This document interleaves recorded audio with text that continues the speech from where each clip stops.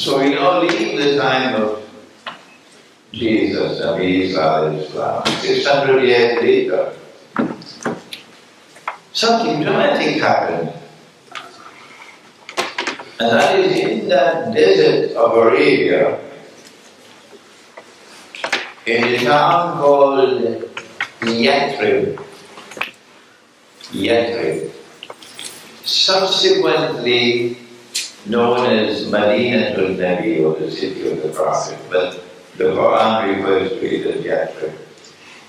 There is a large community of Jews living in Yathrib.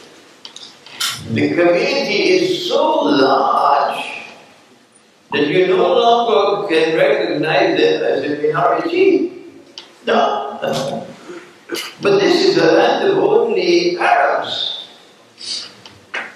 So how come you have a community of Jews so large that they form perhaps almost half the population?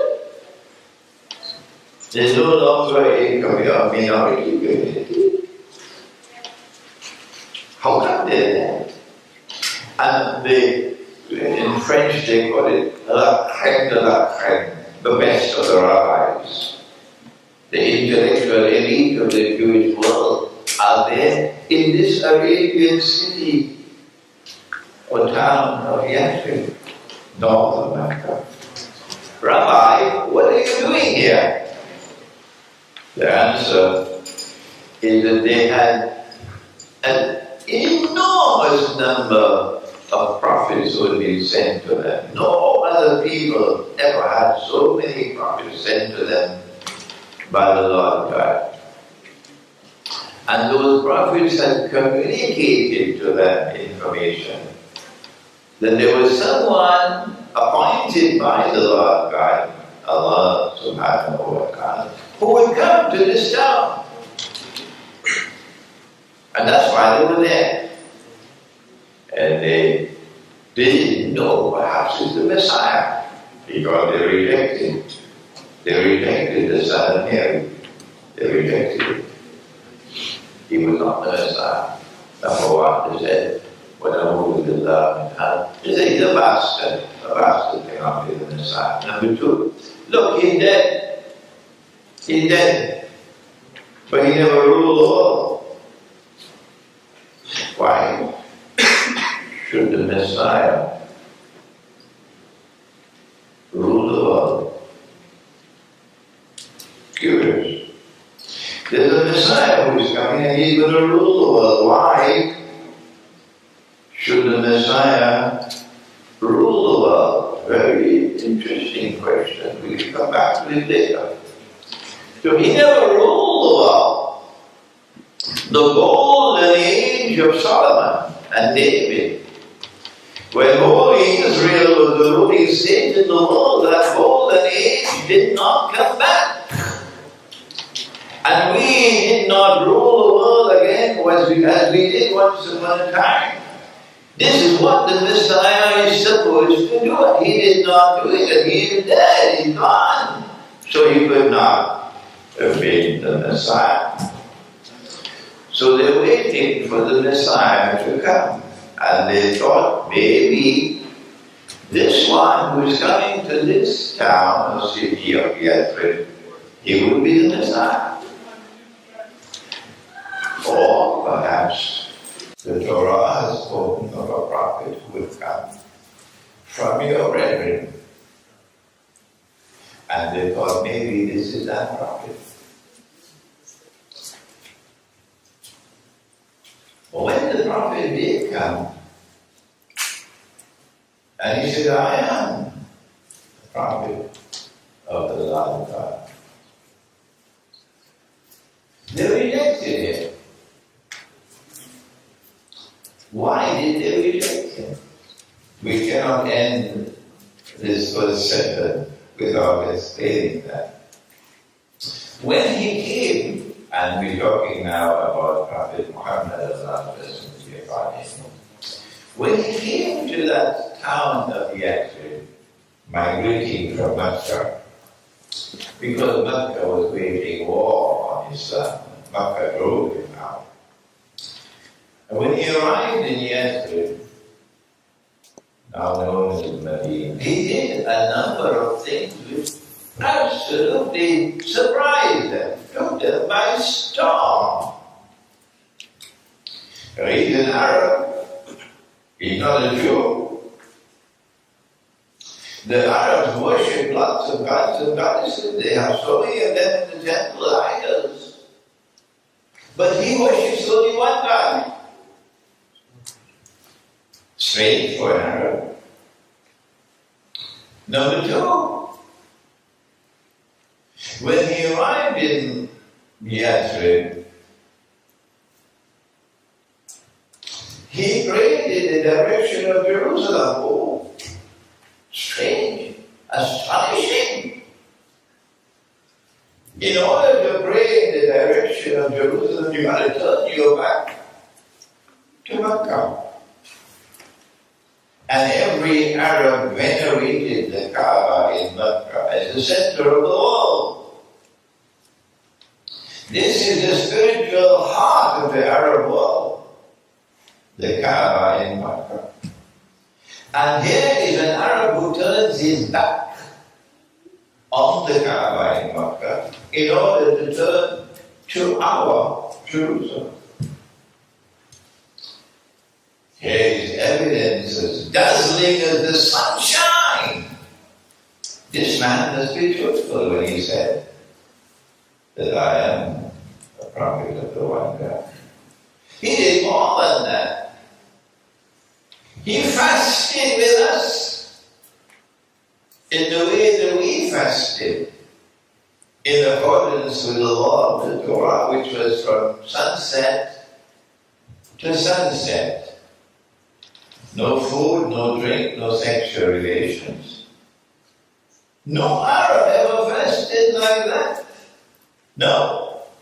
Why should he be praying in the direction of our temple? And why should he be fasting in accordance with our law? This was evidence as dazzling as the sunshine. This man is indeed a prophet of the one God. And there's more, but we don't have the time to tell you. The evidence was mounting and mounting and mounting, and this is indeed a true prophet of the one God. And this is the one that our prophets have been prophesying to us about, that he will come to this city. And yet, they rejected him. Why? Briefly now, because time is running out, someone had done some mischief in the Torah, in rewriting the Torah, to declare that the Israelite people had a special status, that they were the chosen people of the Lord God, that they were born with a birthright of superiority over all the rest of mankind, that heaven was reserved for them, that the rest of mankind were inferior to them, but they were the only ones who had the Spirit, the Holy Spirit. And all the rest of mankind had a spirit which was less than theirs.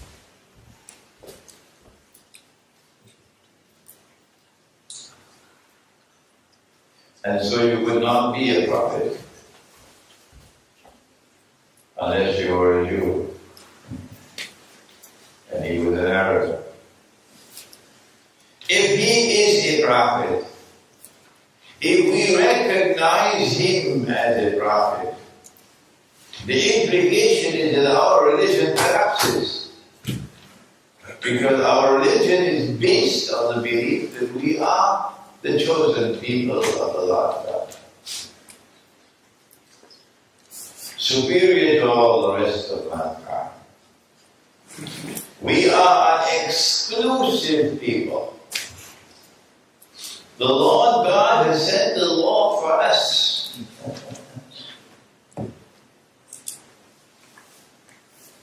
No, that's not true. Prophet Muhammad, Allah bless him, responded and said, all of mankind, you want to know why Islam is so attractive? Even here in Britain, despite the media.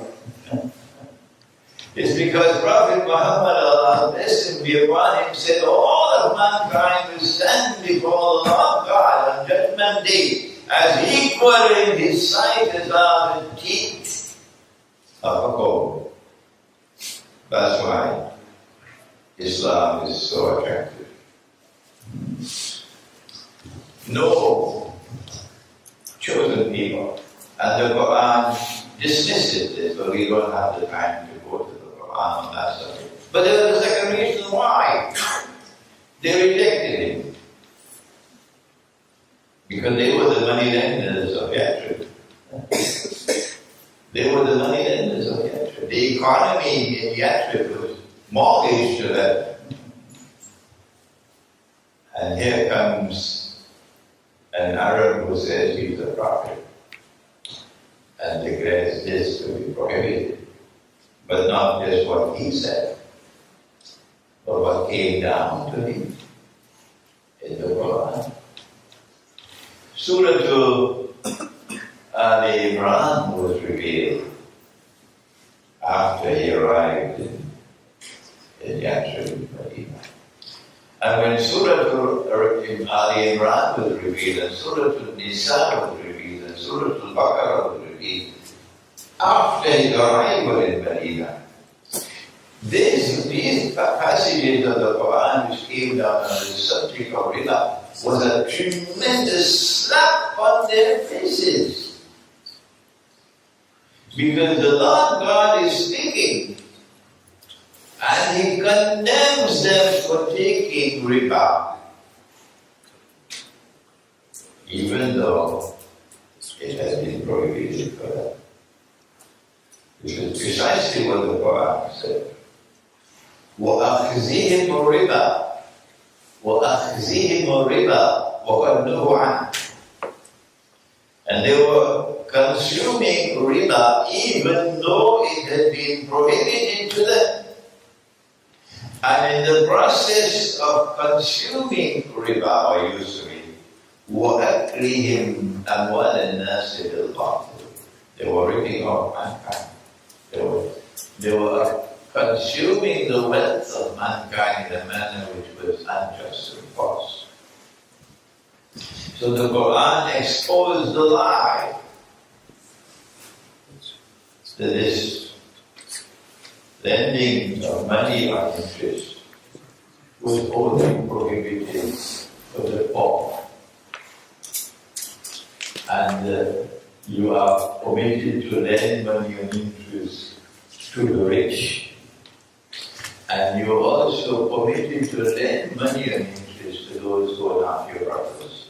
You can rip them off, don't rip off your brother.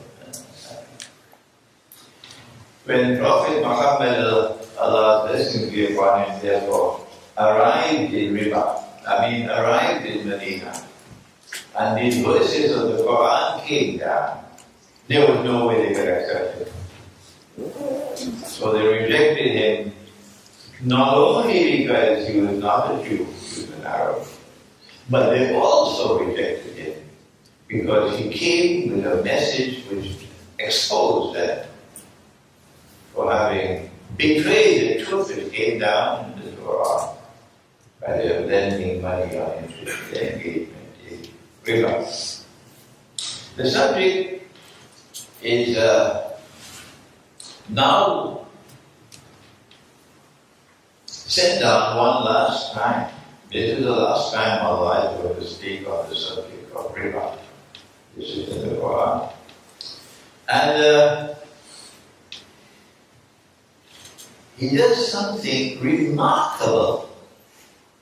You know, there are two sequences in the revelation of the Quran. The first is the chronological sequence. Which revelation came first?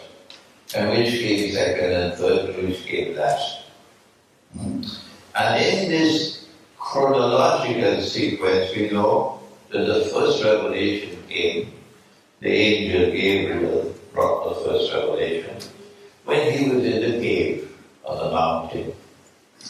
And the first word was Ikra, read or recite. Read or recite. Ikra is Rabbika alladhi khalaq. Read or recite in the name of your Lord God who created you. So a book is now being set down which is meant to be recited.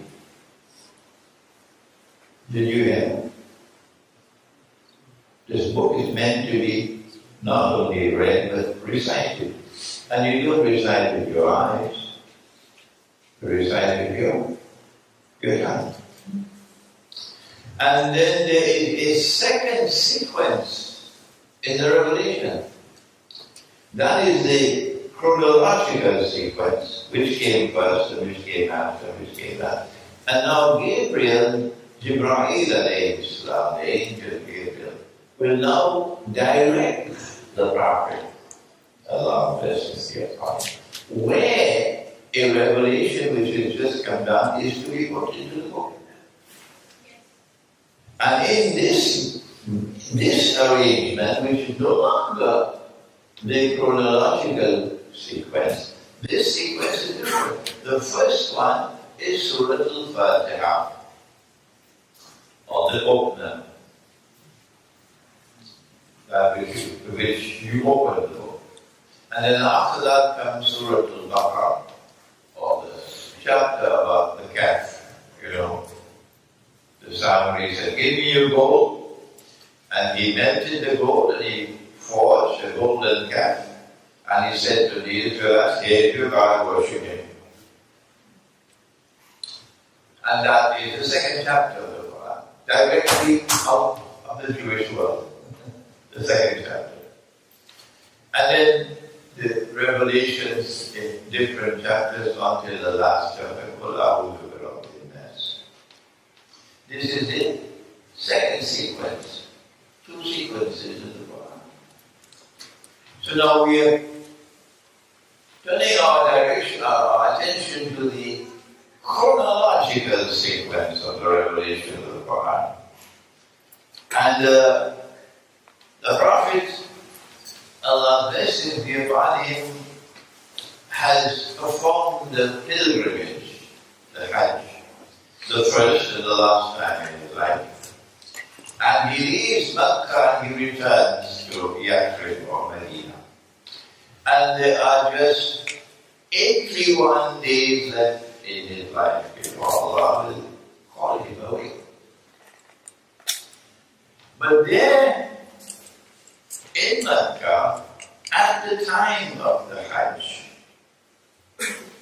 after he had delivered the sermon, the farewell sermon, Khutbatul Wida from our Prophet, and he had declared that my job is done, I have delivered the message, people. Then revelation came down. And we all know what Allah said, Al-Yawm, on this day, Akmaltu lakum deenakum, I have perfected for you your deen or your religion came with Moses. The same religion, no difference, the same religion came to David and came to Solomon and came to Jesus. Allah blessings be upon him. The same religion is now coming to you, and now it is perfected. The same religion. This is not a new religion. This is not a different religion. Wake up. Be careful of your terminology. So when he uses the word deen or religion, it's only one religion.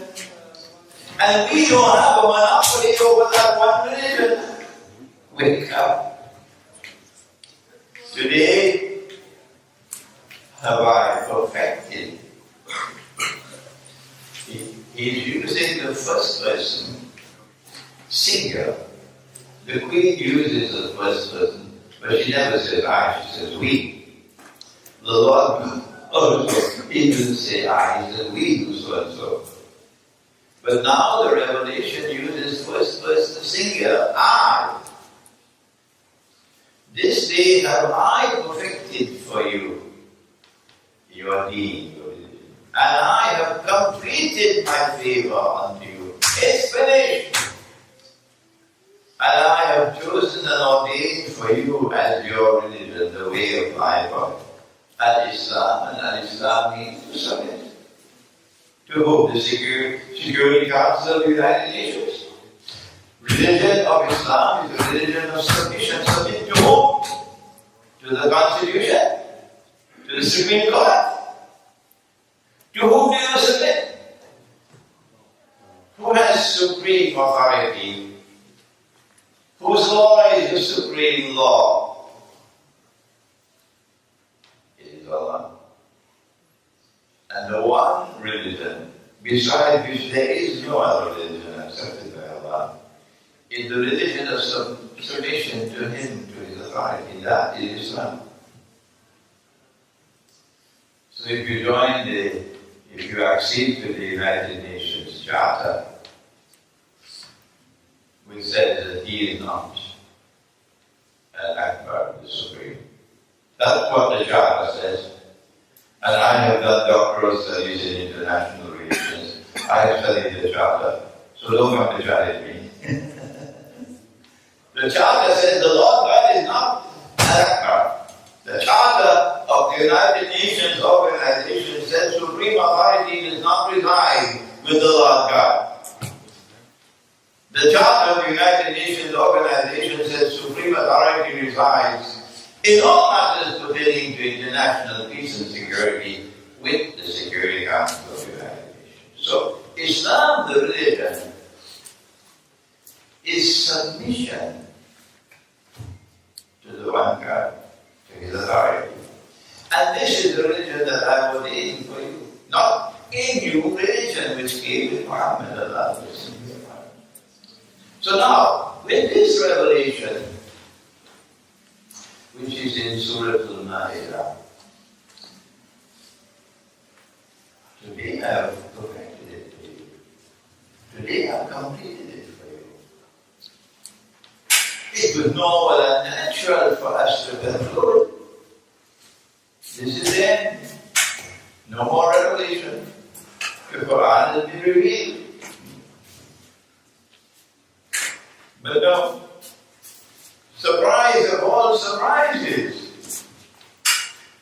On the authority of Abdullah ibn Abbas. When the Prophet, Allah bless him be upon him, returned to Yathrib, to Medina,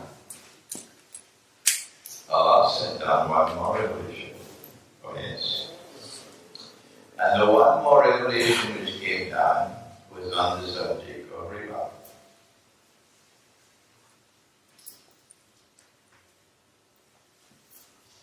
This could not be by accident. This has to be by divine design. And it clearly represented a message of all messages, the mother of all messages being sent down. Here is something of absolutely supreme importance. That's why I saved it for the last. And so the last revelation comes down. And it is 279, 280, 281 of Surah Al-Baqarah, in which Allah subhanahu wa ta'ala brings down the curtain on the subject of Riba. The last revelation to come down. Revelation began with Adam alayhi salam. Revelation continued for thousands of years. Revelation came down in the Torah, came down in the Gospel, came down in the Psalms of David. And now revelation comes down in the Quran for the last time, or more after the Quran. And now the very last revelation in the Quran is to come down. This is the last word from the Lord God. No more after this. And what subject does he choose to send down last of all? The subject of Riba. Not only does this indicate the supreme importance of the subject of the prohibition of Riba, but additionally, it represents the mother of all warnings, that the greatest danger of all to living the way of life based on the truth which has come from Allah is here in the subject of Riba. We know that, now to conclude this morning session, we know that our Prophet has said, Allah's blessing be upon him. He prophesied that there was someone created by Allah and programmed by Allah to impersonate the true Messiah. And he is known as Dajjal, and the Christians call him the Antichrist. We know that when he comes into the world, he will come with the mission of ruling the world from Jerusalem. We know that. Because that is what the true Messiah will do when he comes. And now the Quran is telling us, through the choice of the subject of Riba as the very last revelation, the Quran is telling us, if we have the capacity to connect the dots,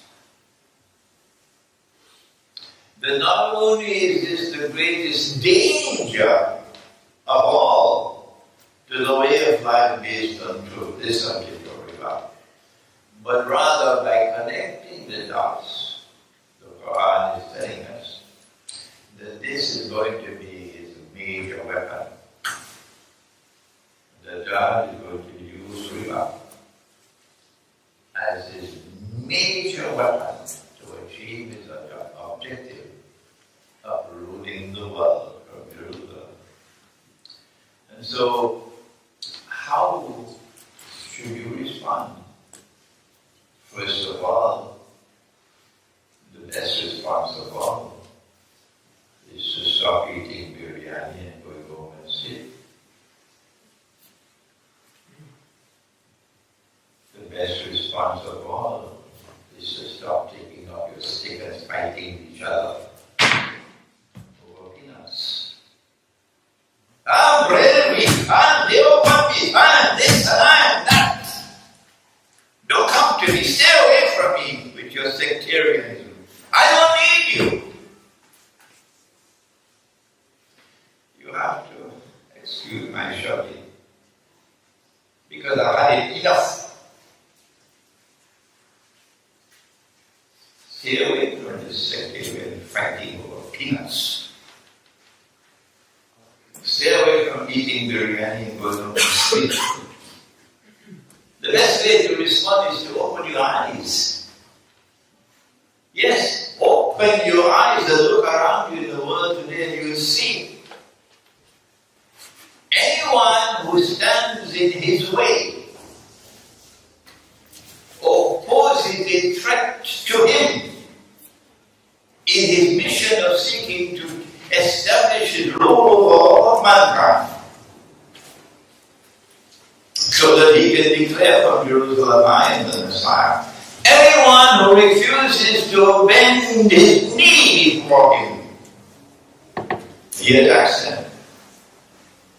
And his major weapon to which he attacks them is Riba. So today Russia refuses to bend. China refuses to bend her knee. And Iran refuses to bend her knee. Should I continue? Shall I continue? and Venezuela refuses to bend the knee. Shall I continue? And Korea refuses to bend the knee. Shall I continue? If you refuse to bend your knee, we're going to attack you, and this is our major weapon with which we attack. Riba.